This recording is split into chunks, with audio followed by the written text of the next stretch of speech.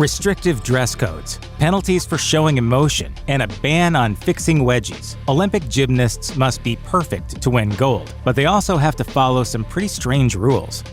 It's obvious that Olympic-level gymnastics is an intense sport that demands not just top physical conditioning and endless hours of practice, but also determination and a steely desire to win it all. Few other disciplines expect competitors to keep it together to quite the same degree, however. This rule is specifically outlined in a couple of places in the 2023-2024 Rules and Policies for Women's Artistic Gymnastics, as determined by USA Gymnastics. The section, titled Athlete Members' Rights and Obligations, maintains that competitors must accept their score without criticism or comment. What's more, they had better hold it together if they get hurt, and especially if their routine does not go according to plan. Of course, emotional and mental resilience is a big deal in the sport. USA Gymnastics and other major gymnastics organizations routinely urge both athletes and coaches to deal with the high-tension emotions of the sport in controlled and healthy ways. Meanwhile, British Olympic gymnast Joe Frazier told the Olympics that he routinely deals with difficult feelings to the point of tears. But even though greats like Simone Biles have been open about their fears and tragic real-life stories, you will very rarely see them betray their emotions in the midst of competing.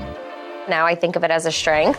While it may seem like all eyes are on artistic gymnastics, don't forget the other major component of the Olympic competition, rhythmic gymnastics. Of course, if you ask anyone in the industry, the rhythmic portion is hardly for slouches. The discipline combines both dance and artistic gymnastics and uses 5 different props: rope, hoop, ball, clubs, and ribbon. But even world-class gymnasts can have moments where they stumble or lose their grip. So, what's a rhythmic gymnast to do when a hoop goes flying out of her fingers mid-competition, or that elegant ribbon gets knotted or even caught up in a rafter? Olympic rules dictate that if there's a mishap with the prop, the gymnast can't restart the exercise. In other words, the show must go on. And according to the International Gymnastics Federation rules, they have to communicate feeling with a facial expression while doing this. So, even if a ball goes flying, you must continue smiling. Olympic rules specify that a gymnast may get a replacement prop, but that will incur a relatively hefty 1-point penalty. If she drops an apparatus, that's another penalty, ranging from a half-point to 1-point deduction, depending on how many steps she takes to retrieve it. The reality of gymnastics is that much of the sport is about appearances. Judges may be looking for technical achievements, such as the predetermined difficulty of a move, or clear mistakes, like whether or not an athlete steps out of bounds. But they will also be considering more subjective things, like the elegance of a routine, or the intensity of a gymnast's movements, neither of which are judging tasks that come with a clear rubric. Then there's the fashion. It's not just that gymnastics competitions include an array of eye-catching attire. Judges are also looking out for dress code violations. While such a ding may be annoying for a high schooler, it could knock off enough points that an athlete is left longingly staring at the medal podium because of an errant bra strap. As U.S. gymnast Nastia Lukin told People ahead of the 2016 Olympics, most athletes wear underwear, but they're careful to select shades that blend with their skin tone and check that nothing shows. It's not just potentially embarrassing. Visible underwear really can spell a deduction. Some athletes even reportedly get custom underwear made to help ensure that these garments remain hidden. That makes sense, given that leotards are also typically custom designed for these elite athletes who are competing at a level where mere decimal points can stand between them and a gold medal. Highly designed as they may be, the leotards of Olympic gymnasts may still present the all-too-real issue of a mid-competition wedgie. And though you may pick yours out in discreet fashion, depending on the exact social situation and just how bad the wedgie in question is, elite competitors are often on the world stage. Simply reaching down and fixing the issue isn't necessarily an option when you have millions of pairs of eyes upon you. It's not just a matter of social decorum that keeps Olympic gymnasts from readjusting their leotards. Multiple sources have claimed that doing so can result in a very real points deduction. And who wants to lose out on a medal because they couldn't let a wedgie be? Writing for the New York Times, Leah N. Scarpa says that it would result in a 2/10 deduction at her state gymnastics meet, while Lukin told People that similar penalties would happen at the Olympics. Lukin mentioned that athletes sometimes use adhesive sprays to keep everything in place. Meanwhile, Scarpa more directly blamed sexism and objectification for putting female gymnasts in that uncomfortable position in the first place. That objectification can be damaging. For instance, while it's not an official rule, it is a commonly accepted convention that athletes should compete in long-sleeved but legless leotards. When German gymnasts competed in long-legged unitards at the 2021 Olympics, they openly said that they did so in response to entrenched sexism in the sport.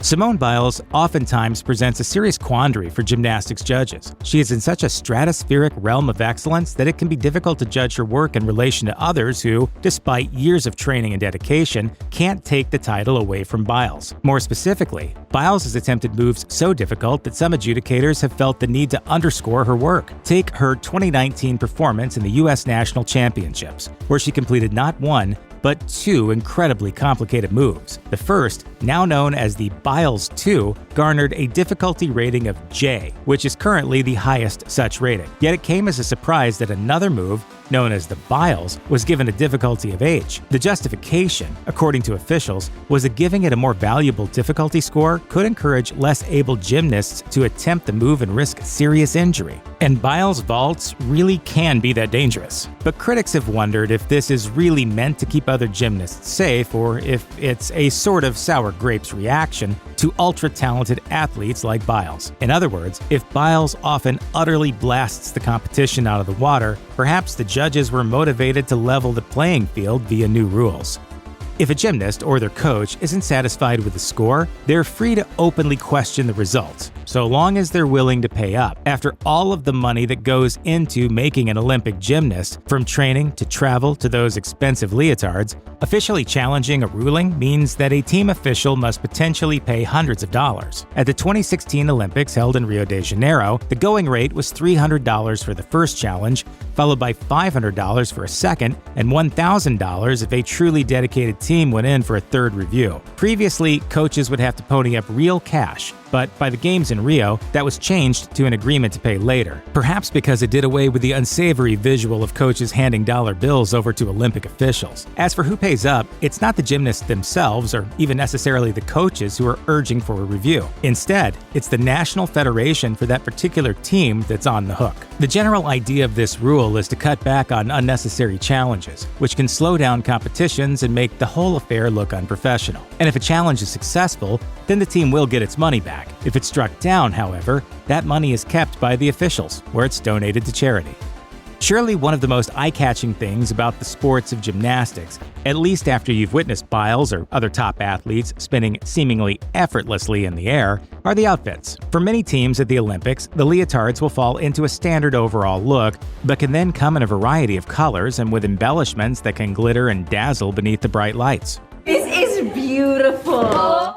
Yet gymnasts are subject to appearance-based rules that go beyond sparkles. Some make sense from a practical standpoint, like USA Gymnastics policy that athletes must have their hair secured away from the face and can't sport any jewelry beyond simple stud earrings. Anything else could reasonably be considered distracting to the athlete, or even potentially dangerous should they fall. However, appearance regulations go further, to the point where some have alleged that these rules should be more rightfully considered as puritanical attempts to control women's bodies than attempts to keep a sport safe. For instance, in the same USA Gymnastics rulebook, regulations state that leotards can't reveal hip bones and cannot be backless. Yet it goes on to state that mesh or flesh-colored fabric and what would otherwise be open leotard sections is okay. Other dress code rules for the U.S. women's gymnastics team include bans on too-thin shoulder straps, tennis shoes, boxers, midriff-bearing skirts, and other penalty-carrying clothes that have been deemed inappropriate.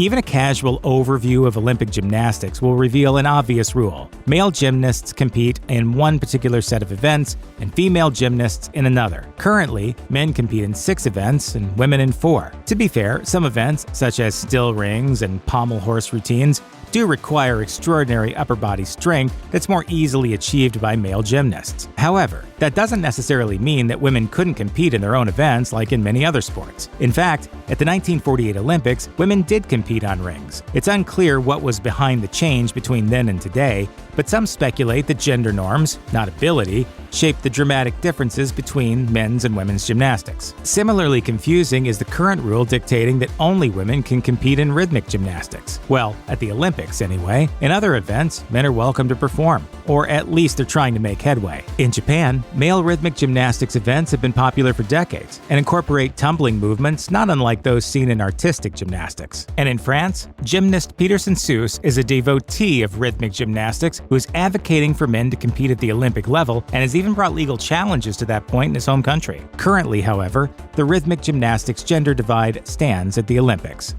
While it may not be an official rule of the Olympics, competing at such a high level practically demands that athletes get serious about gear. How serious? Let's start with as many fittings as a pricey wedding dress. Those leotards are as expensive as some wedding dresses too, at least when you add up all the pieces in a gymnast's professional wardrobe. Each US team member gets 12 practice leotards, which are about $60 to $200 each, and 8 competition quality ones, which typically clock in at $700 to $1,200 each. By the time Olympic-level leotards make it to competition, they've been designed, tested, redesigned, and individually constructed to fit the unique body type of each athlete. This laborious process helps them both stay within the rules of leotard appearances and remain as competitive as possible.